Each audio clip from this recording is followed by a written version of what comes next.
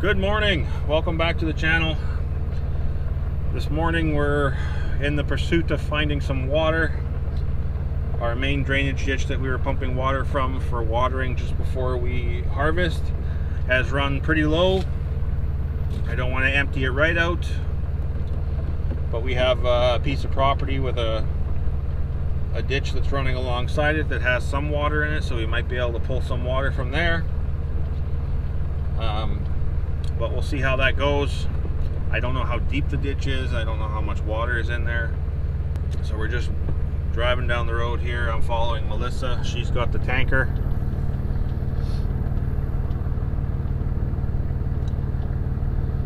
So we got a little ways to go.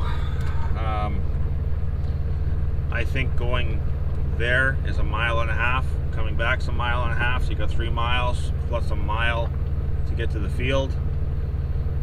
So 4-mile round trip with a tractor, about every hour or so.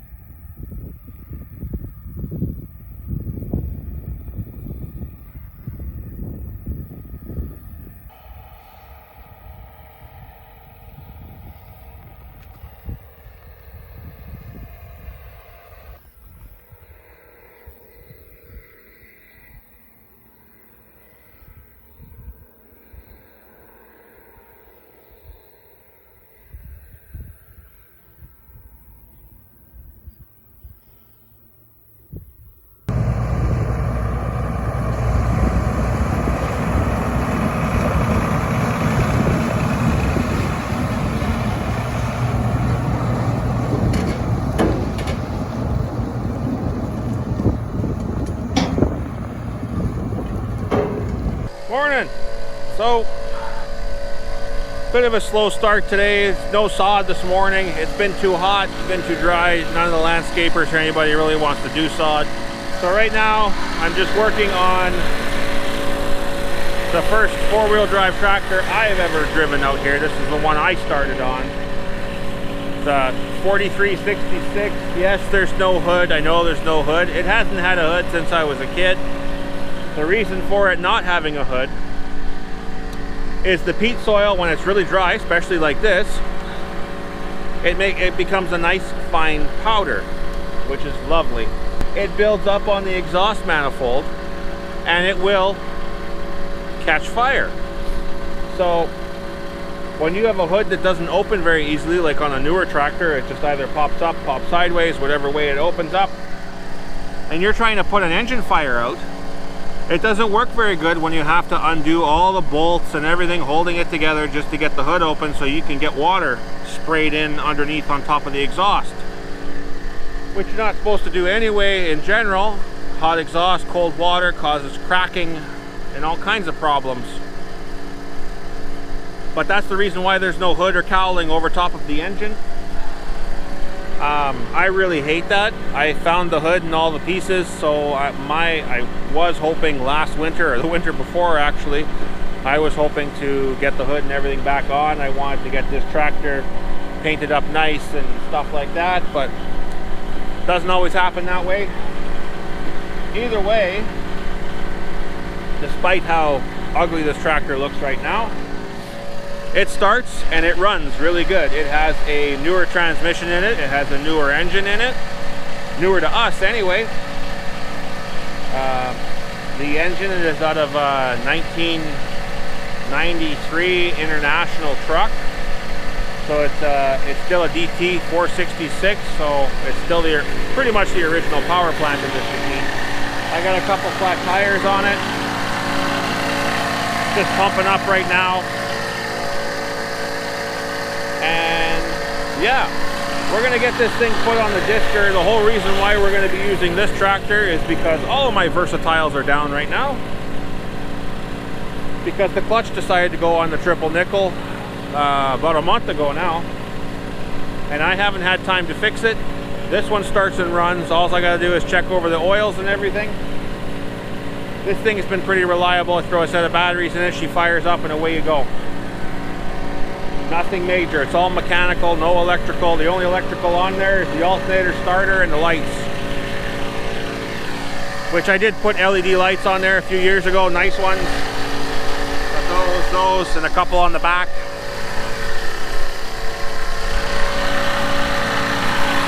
The tires should be just about full by now. Getting there. Yeah, check it on the gauge. So Pierre and Melissa are going to be watering and packing again this morning. They're only going to do one more tank of water. What we're going to do this morning too, for tank of water, we're going to keep filling up the tank obviously, but we have a patch where we stripped out at the beginning of the season, and we're going to water that patch where we stripped out, because it's been so dry this year. There's no rain, no real natural moisture other than dew in the morning, that the grass that should be growing up where we stripped out already, there's a good healthy root base there. It should be popping up through the ground. It's not, because there's no moisture. There's nothing feeding the roots to cause it to grow again. I'm hoping that the roots didn't get baked in the sun, and we'll be able to get something out of it. Otherwise, we're going to have to till it up lightly on the top and reseed it again, which I really hope we don't have to do, because that's a ton more extra work that we should not have to do. But for now, I'm going to get this thing ready to go, put a discer on it. Alright, so we got a slight change of plans for how my day is going to go now. Customer came to pick up one pallet of sod. We watered, so it was extremely heavy. And the truck was only a half-ton truck, and it can't handle the weight of one pallet of sod, because I went to go set the pallet of sod down on the truck, and the back end of the truck sank down about 8 inches of spring travel.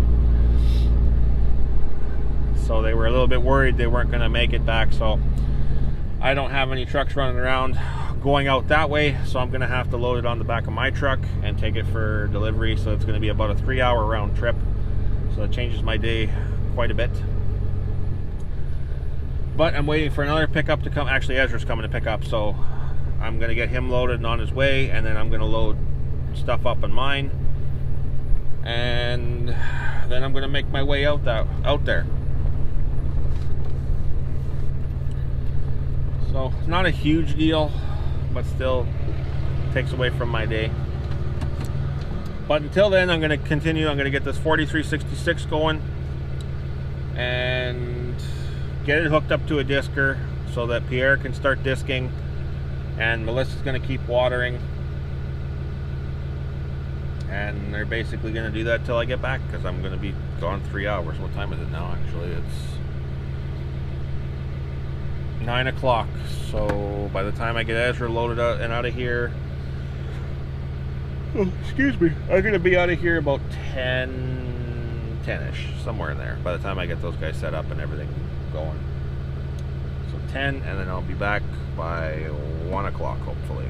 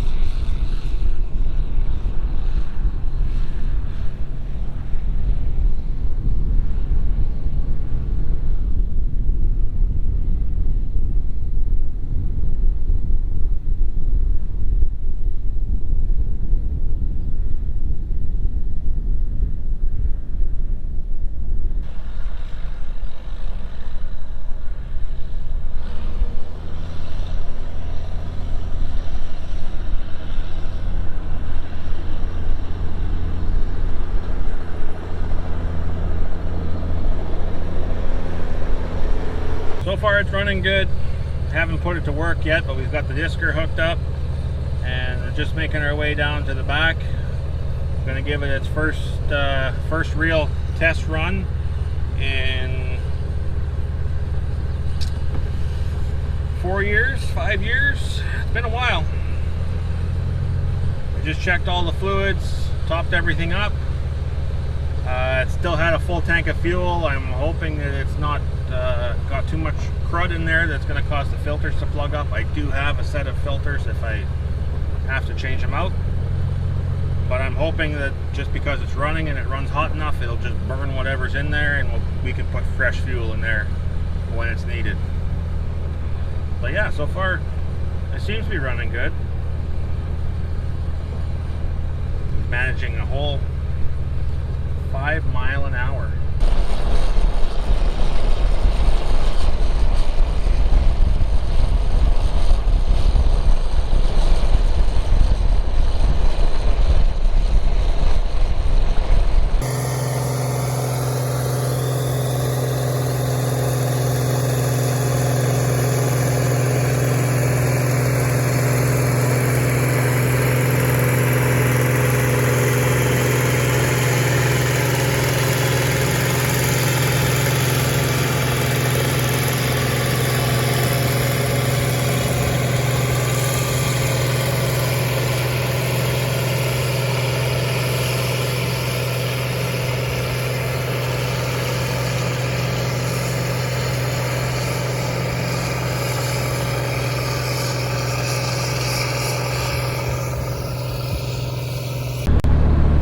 Alrighty, we got the sod all loaded up, got in the back of the truck. Now I'm gonna make my way out to Stonewall. Customer's address is about an hour and a half away from here, so I'm gonna be on the road for 3 hours at least, plus however long it takes me to hand bomb this off the truck. So I left a lot later than I wanted to. I wanted to be out of there by about 10:30, 11 o'clock. It's now 12:30, so I'm not gonna get back till about 3:34. Kind of messes with my day. Alright, so we just got back to the farm. Just sent Pierre home. Melissa's just heading back to the pad. I'm gonna have to give her a ride back to her car. And I don't know, I think we might be done for the day. It's 33 degrees or 90 degrees for anyone who's following along in the States. Eli's just cooking back there. Are you cooking back there? What are you cooking? Hot dogs. That was dumb. Anyway, we had a bunch of orders postponed for tomorrow because I guess a lot of homeowners don't want to be laying sod in 35 degree heat, which I don't blame them, because laying sod's hard, especially when it's that hot. Also, Pierre said the 4366 ran really good, didn't have any problems with it, didn't overheat, no major leaks or anything like that. Yeah, I don't know if we're gonna do anything else today. It's stinking hot.